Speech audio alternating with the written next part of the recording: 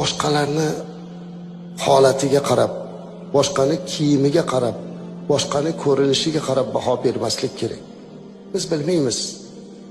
Hajda o'tirganimizda qop-qoragina bir odam keldi, namozga turyapmiz, umraga, hajga borganlar bilasiz, safga odam talashib ketadi.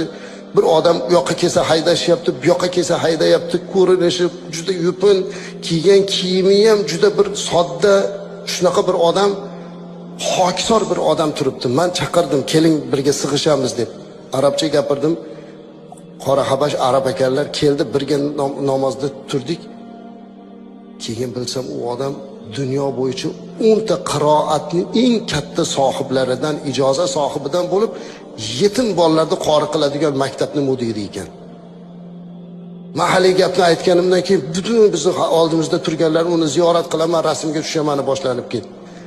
Men aytdim, buni aytmaguncha bitta inson edi-ku. Qayerdan bilasiz odamni yuziga qarab?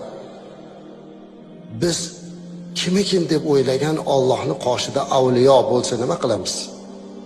Shuning uchun hech qachon odamlarni tashqi ko'rinishiga qarab baho bermaslik kerak aslida.